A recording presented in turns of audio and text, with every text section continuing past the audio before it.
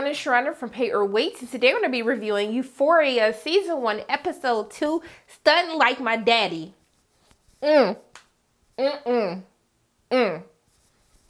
This is just too much, y'all. This is too much.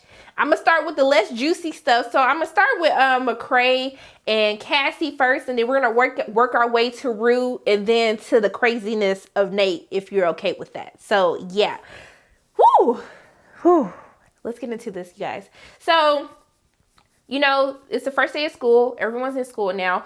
McKay is actually in college, so I didn't know he was a senior at that point in time, and he was going into college. But he comes to visit Cassie, because I guess they're dating now or whatnot. He talking to her mama. Mama just spilling all the beans, she just talk about you all the time. She loves you. I said, Mama, why you telling all this girl business to him? Maybe she trying to make it seem like she ain't sweating him like that, and you just telling him all of this.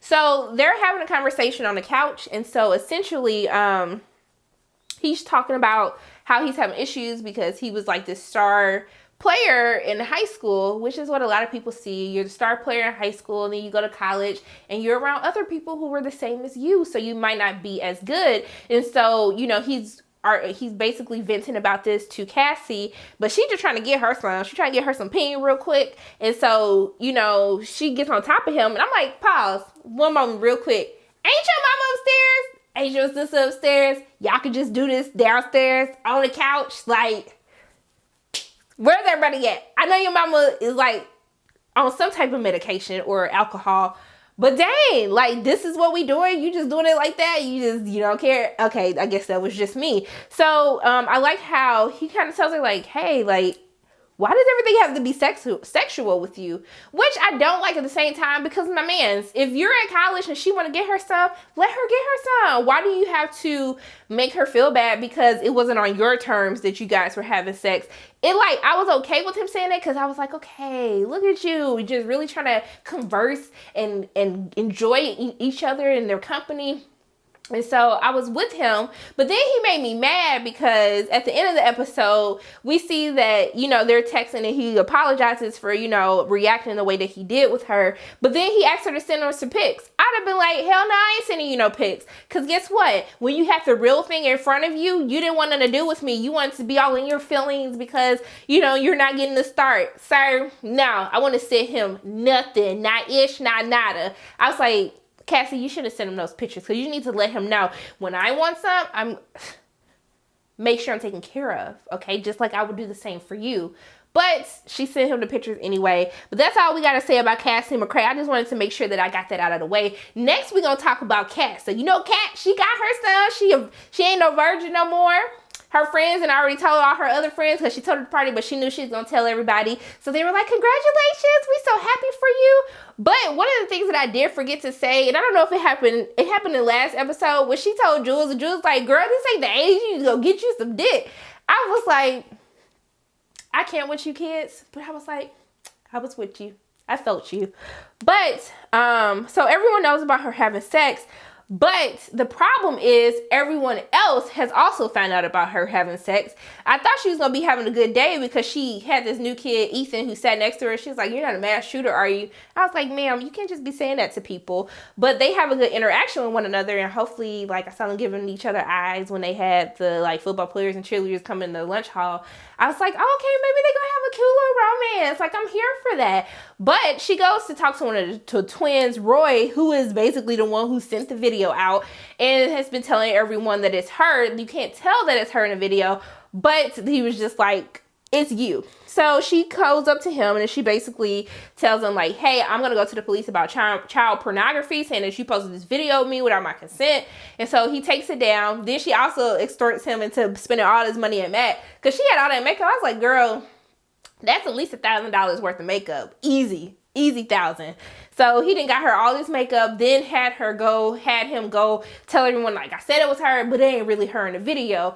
But she thought that she had everything taken care of until she gets a call to the principal's office, where the principal is talking to her about this video that has been circulating. He was like, I didn't watch the video because I don't want no problems from nobody. But I love how Kat turns that around on him and talks about fat shaming. Like, just because this girl is overweight in the video, you know, all of a sudden you guys have to think that it's me. And so she got herself out of it. But towards the end of the episode, we see that there's yet another video that has been posted to a porn website. And so essentially she starts reading the comments on there, and then they start talking about how, oh my gosh, I wish I could be with her. Does she cam? And then it seems as though that cat is going to get into camming. So I was just like, I'm interested to see how this goes. We saw from the previews where she has like this whole new look with the makeup and how she dressed. So I think it'll be very interesting to see how that really plays out for her. And really because it seems as though that is boosting her self-esteem that she has for herself. But I hope it comes out to her also to like just taking control of her body and what she wants to do with it. So I guess I can talk about, we're going to talk about Rue real quick. So Rue's the first day of school, but her and Jules, they're friends. They got high together because she's like, wait, didn't you just get a rehab? Like, is this a good idea? She's like, probably not. But they're all friends, and so I love how they're having this conversation the first day of school, and Jules is like, and Rue is worried about, like, people are gonna be like, oh, it's the girl who, like, almost died, what is happening? And then Jules is like, girl, I got you beat. Like, ma'am, I cut myself at a party in front of everybody. Like, no, I win. Sorry. But then when they're walking to class, she like grabs her hand, they start walking to class. And then one of the guys like, aren't you dead? And I was like, sir, obviously not. She's standing right there. How disrespectful can you be? But I definitely did get a chuckle out of it because I was just like, this is like, no one has a filter. People just says what's on their mind at every single time. But, so we get to the first class that she has, and I don't know what class this is, sharing your feelings. I don't know what the heck this is. But she, this teacher asked them to share, like, you know, important memory from from summer. And it's, she's like, oh, we have our first volunteer, Rue. And I was like, ma'am, you didn't know what happened to Rue? Everybody else know? You didn't know? You thought this would be a great exercise for her to do and force her to get up on stage and do it? I just thought it was very weird that she did that. But we see that she kind of goes back to when she overdosed. We see Gia finding her, the paramedics trying to ask her for a towel. She's clearly traumatized. She's in shock as to what's going on. But then we cut to when she's getting out of the hospital, how she comes out of the hall dancing. I was like, girl, ain't nothing funny right now. But I figured she was just trying to make her sister Gia feel better, who was absolutely worried and terrified. And so we cut to them in the car, and they play this Bobby Womack song called Fly Me to the Moon. But then we go through all these like crazy things that were happening in the house. Her mom arguing with her. But when she grabbed that glass, I said, hold up. You did not break, first of all, you didn't break my stuff up in my house that I paid for. Then you gonna threaten to like stab me with some glass because I won't let you out the house? I was like, Leslie, girl, Leslie, baby, you deserve a medal. But I'm sure it's very hard. This is not just dealing with a disrespectful child. This is dealing with a child that's on drugs and you don't know what to do. And even how she tries to say like, Dad would be so proud. And I was just like, wow, we're really going below the belt. But I mean, she's under the influence. I don't know if she necessarily knows like what she is saying, what she's doing. And so when she comes back to reality, she's crying, she's embarrassed. And even the kids are like, she's like, something's wrong with her brain. And then her friend Lexi like yells at them. Rue runs off stage and goes to the bathroom where her immediate response is to get high, feel nothing again. And then someone knocks on the door. She thinks it's like the teacher or something. So she flushes drugged down the toilet. And then it's Lexi. So then she goes off on Lexi like, girl, you done made me like get rid of my stash. And she was like, I'm worried about you. I'm sorry. And she was just like, she totally went off on her. And I was just like, ooh, this has to be really hard for Lexi, who cares about her because they've grown up together. And we know that Rue isn't lashing out on her because she's really upset. She's just mad because she was trying to get high and she just got rid of her entire stash. But I thought it was an interesting interaction with them. And then we see that Rue goes to AA and we see, and I forgot his name. I think his name is Domingo. Something. I love him so much. He was in a Bill She Could Talk, and he's also in Fear of the Walking Dead as well. But I absolutely love him. So he's Ale. I think he's Ale, that's his name. He's in AA. He's talking about how he was crackhead, how he has 2 daughters, and he still keeps in contact with them, but he's kind of giving his experience. And then we see that, I'm thinking Rue trying to get help, but now she goes to this dude and basically says, I skipped a couple of sessions. I need you to go ahead and like look out for your girl. And he was like, ma'am, I'm not going to do that. And so then she was like, I suck your dick. And I was like, girl, you're not gonna do that. And then he was like, really? Like in my car? And then she's like, I'm 17. Are you serious? And so then basically basically he has to sign it or she's going to talk about how he was about to let this little girl suck his peen. Sorry, I said I wasn't going to be vulgar. Sorry about that. So, her and Jules, they're like riding in this like orange patch, which is actually really cute. I was like, I wish I had an orange patch to ride through. And so she asked Jules if she wants to come over for dinner. She's like, oh, my dad wants to have family dinner, which is weird because we eat dinner together all the time and it's just us anyway. But she ends up invited her to come like that Sunday. And so you can tell that Rue likes her. I don't know necessarily Jules likes her in that way. And I'm sure there's probably going to be an issue as the season continues to unfold. But one of the craziest scenes that we see is when Rue is trying to get more drugs. So she goes to her boy Fez's house. She asks for more drugs. He's like, hey, like, I ain't got no drugs for you right now, but you got to get up out of here. I will bring some to you later this evening. But my connect's about to come, some crazy people, and I don't want you to have anything to do with that. And then we see as she's kind of walking in his room because she just invites herself up in his house after he said go home. We see that someone's sick in the other bedroom to the side. I don't know if his mom, his grandmother, but someone's sick, and clearly they're selling drugs to pay for their care and to also pay for the mortgage. So there really are no real parental figures in the house for them. And so it's too late. She stays and you see him get the gun out. You know, and then she's like, hold up, like, it's just really real right now. And so we're introduced to Mouse, who's the guy that Fez and Ashtray, they buy drugs from. And so then they basically end up making her take some fentanyl, even though he said he didn't want to buy any because people have been ODing on it. And he don't want no heat right now. So it's really creepy how he does it. Like, the girl got her pants off. I'm trying to figure out how the hell she got her pants off.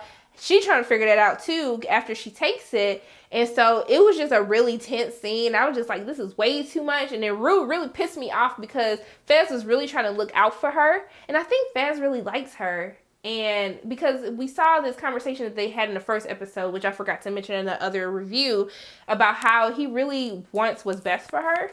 And he doesn't want her to be on drugs. Like, there has to be another way for her to deal with what she's going through. And you can tell he really cares for her, but I don't know if she kind of reciprocates or even realizes that he likes her like that. So he ends up paying the guy double just to get him to leave her alone and just to leave. He has Jules come pick her up and take her home while he figures some other stuff out. But the craziest part of this episode is the revelations that we learn about Nate. So at the beginning of the episode, we find out that when Nate was 11, he went into his dad's office. Now that we know that his dad's his cow, he went into his office and he basically found his porn collection. And so we see this tape of him and a young guy, and he's basically doing the same thing to him as he did to Jules. So we know that this is a repetitive behavior. They even state that Nate's mom says that he gets his compulsion, his control issues, his anger issues from his father. And so he sees like this porn collection, and we kind of cut through to, he sees a video camera, and I think that he's about to go watch it, but his dad says, what are you doing? He's like, I just want to say goodnight. So I thought he's going to find out that it was Jules, but he doesn't for now. But we go into how he started at 12. He started like getting fit. He started lifting weights. He became a star quarterback freshman year. He started as a quarterback, ended up being a team captain. How he doesn't like his mom because he thinks she's a pushover. She's weak. And I don't date like people who have issues with their mothers unless it's like a real valid issue. I don't mess with people like that because 9 times out of 10 they don't respect women. And I just can't do it. So him and his dad, they basically are kind of one and the same. And so we see that, I'm trying to make sure I didn't mess anything. Yeah, he doesn't like his older brother either, but I don't think that really matters unless his older brother is going to come into play towards the rest of the season.